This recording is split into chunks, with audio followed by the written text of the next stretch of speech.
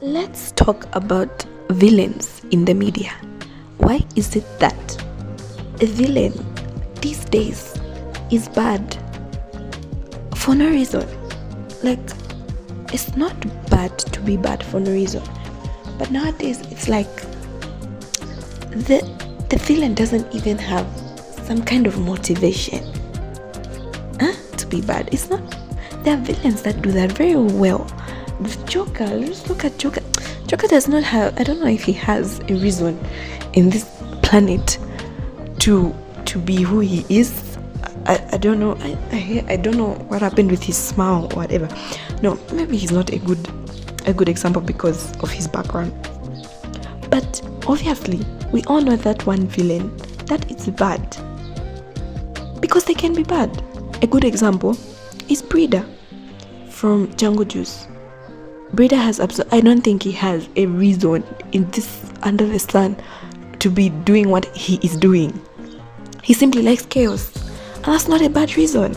But nowadays I'm just seeing suckish villains with suckish powers and suckish motives. Like Hawkmoth is not bad. In the beginning he started off really good because he's an anti-hero. No, anti-heroes, yeah, they do bad things for a good reason. He's just trying to save his wife. And even though he doesn't know that, even though what's at stake is a lot, obviously. But still, he does it well, and he's kept fools stuck to Miraculous for 7 years plus. I was 14 when I read that. No, not 14. I think I was 11. Yeah, I was 11 when that started. It's 8 years old. That thing is 9 years old. And people are still talking about Mary Chat, Lady and whatever. Everyone's still talking about that stuff. Why? Because the villain is good. The heroes are even not even better. That's a lie. And Ladybug is just Spider-Man, but a yo-yo instead. Yeah, obviously. So the villains make the story. Give us a good villain, you create a marvelous story. I mean, look at Brida from Jungle Juice. I'll never let him go. Like, Brida is, first of all, beautiful. I love the art of Jungle Juice. It's so slutty. Everyone aspires to be good looking, even though they are bad. No matter who you are, you must look good unless you're going to die. Usually the ones that die do not look good. They waste a lot of powder on the ones that don't die. No, it's not really wasting if they survive, Of course, use a lot of foundation, of your makeup. Do the best for the best. The ones that aren't going to die, but the ones that are, just let them go. Let them go just like that, of course. Now, villains. There's good villains and there's bad villains. Good villains I've explained, just like Brida. He does it for a reason. He does it because he can, because he's bad, and that's okay. But there are stupid villains. Nonsense villain. You even wonder, okay, what is the whole point of sitting through that movie? Personally, I love the spot from Spider-Man Across the Spider-Verse. That man looks like blue cheese, but he is one of the most powerful villains I've ever seen. Sukunak is bad, not because he has to eat humans to survive. No, he can, and so he will. And he's a good villain. Look, people thirst over that guy. People thirst over that guy. You know, Megamind used to be an icon, no, but let's not even go there. Like, it's over. It's over. That one is over. It's over. That's all. So there are good villains, and then they're bad. I don't know. One of the villains I hate the most is from Instant Miso story called Eternal Nocturnal. In Eternal Nocturnal, this guy with blonde hair and glasses, right? That's not your usual villain. That's fine. But he's not smart. What I hate is a villain that is not smart. You can be chaotic good. No, you can be chaotic bad. Or you can be the smart tactical person. But so long you don't do it well, I hate it. Why must you create a villain in the first place if he's not going to be able to execute? There's some villains that are good for like fun. Of course, they only exist to get maimed by the hero and to get like hated by women and children. But I don't think those villains last. I mean, look at Deca from I'm taking you back to 2006. Power Rangers, the Samurai, Power Rangers Samurai, everything that follows after, bullshit. Anyway, Power Rangers Samurai had some of the best villains. The guy that used to live on the ship, I do not remember. The best villain ever that I would love to talk about is Deckard. Deckard was beautiful. He was this guy that was living a soft life was living a cottage life with his beautiful girl. His house catches fire. He becomes who he is, and then his wife is doomed to sing sad songs to that guy because it suits him, and so he kidnaps her. Beautiful beginning of the story. It's a tragic story, but it's not the usual. I do not always want to hear that your parents are dead. I'm sorry. It's not a bad way to start. It's not in real life. Of course, we're going to sympathize with you. Don't do it to your characters. Please be creative. Do something. Do more. There's so much. Only your imagination limits you, and then you choose to only make them orphans. I'm not saying cut off their arms and put them through different chambers, but if they can survive that because they have powers, do so. And I'm also tired of seeing heroes that always start off as heroes. Be a villain. Get back at the bullies that bullied you. Because Spider-Man did not become Spider-Man when he got bitten by a spider. He became Spider-Man when he finally took Uncle Ben's words and said, take responsibility. With great power comes great responsibility. He had the power, he should take responsibility. I'm not saying that all of your heroes should become bullies or whatever, or they should do this or they should do that. I'm not saying that. Be creative. Make them scared of themselves. Make them scared of that power. There's so much you could do. There's so much. If you were given the power to crawl in the wall today, what would you do? I wouldn't even be able to touch the walls because I'm scared. I would keep my hands to myself. Obviously, they are going to be scared of themselves. They're going to be scared of the changes that are happening in their bodies. They're going to be scared of whatever. And if they're not scared, then what are they? Tell us a good story. Don't regurgitate Marvel's nonsense, their stupidity, especially when at this point in time they're not even removing any good movies. Personally, I don't even appreciate what they're doing. Across the Spider-Verse, I hate it. I visibly hate that movie. Why? Because I do not know what the point was. I understand that Miles Morales was trying to save his dad, but I feel like they all ignored the bigger picture of the sport at that moment. Because it wasn't Miles' father that was causing the portals to open. I don't know, maybe Miguel didn't understand that it was sport actually causing the portals to open. I don't know. If someone has the handbook, the Marvel handbook to explain it to me, you can. But I feel like the fact that the movie didn't explain it to me well enough for me to understand is the problem. If you liked it because of the shiny colors, sure, the animators did a beautiful job. The script was not, I'm not going to say it's that well done. Of course, you can say these people put a lot of hard work into that, and I'm not saying they did not. But I think that is it's a symptom. It shows that whatever they're going through, they were suffering. I heard that during the studio, while they were making that movie, people are getting fired. People are losing their jobs. People are moving out. People are being brought in. And these are people who maybe don't know Miles as a proper character. They haven't had enough time to know him. The animators did a beautiful job.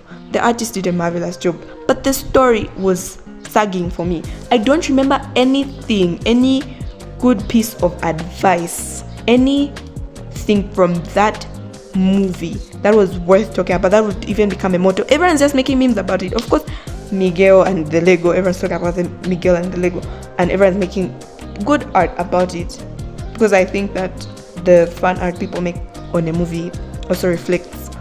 But it's like it's not even appealing. I don't understand. I wouldn't watch that movie twice or 3 times in a row the way I would watch Into the Spider-Verse. Into the Spider-Verse, I could watch it 3 times in a week, and then I'd maybe get tired, but I'd still be posting Miles Morales on my I'll still be putting him on my profile. I'll still be doing this, I'll still be doing that. I still hoard so many pictures of Spider-Man in my phone because it was that good. I loved the arc that Miles went through.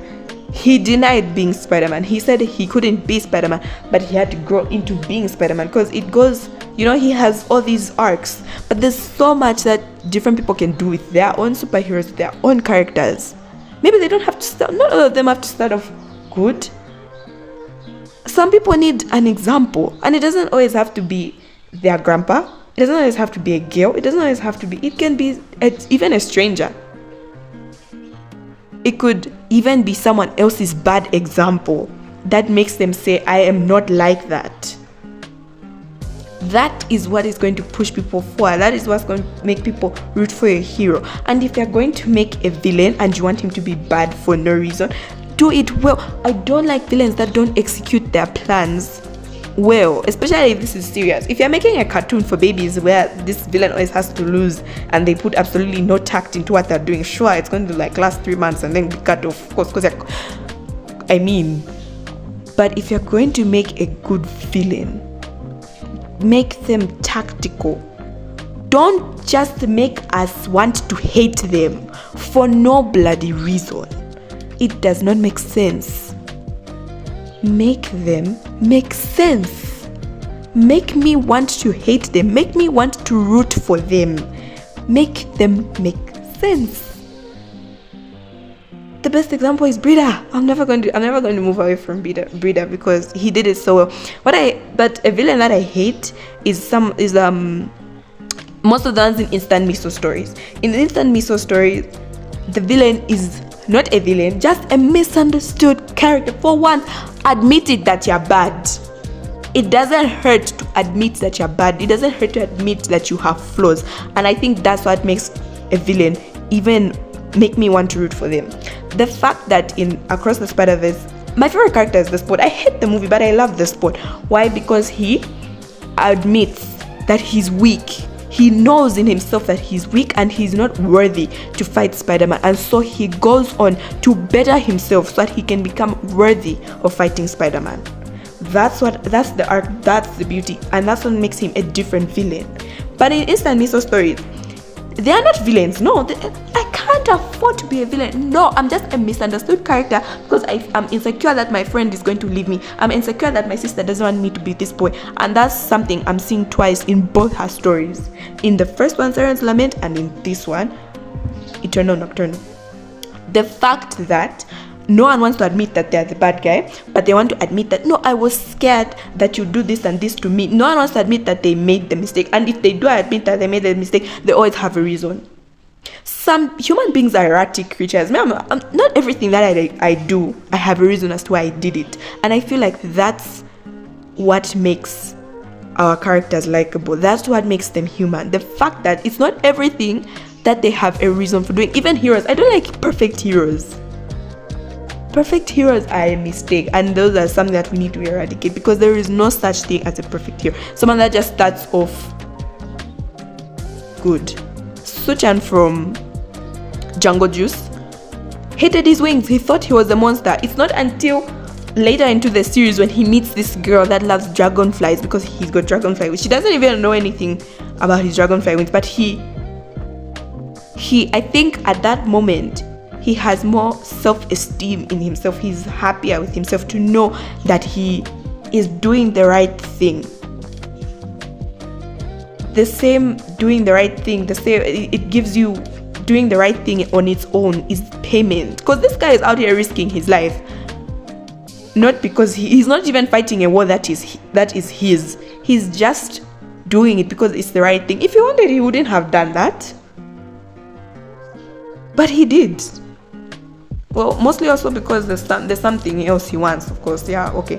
But even good guys that do good, but it's because they're being paid for it. I don't mind. Especially if you've watched Poker Face, you'll know Charlie. Charlie is a girl that can tell truth from lies once someone says it.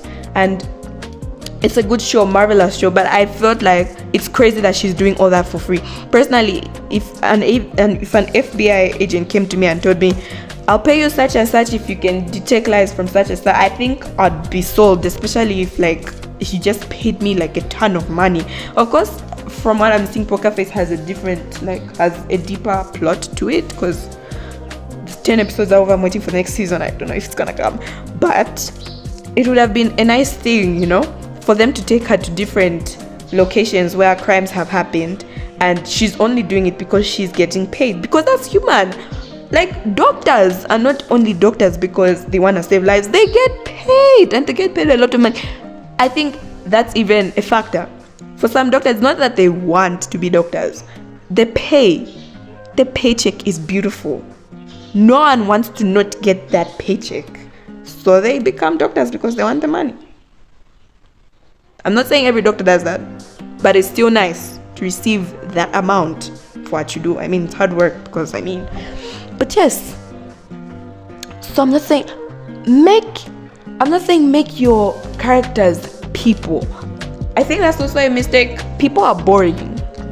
No one wants to see your day to day and how you drink tea and eat burgers and what. No one wants to see that. But the fact that you can inject some human elements into these creatures and then make them move like almost real people, that is an attractive part. So I think that's the end of this video. Oh my gosh, 20 minutes and you all didn't stop me. Anyway, so yeah, that's that on Heroes and Villains.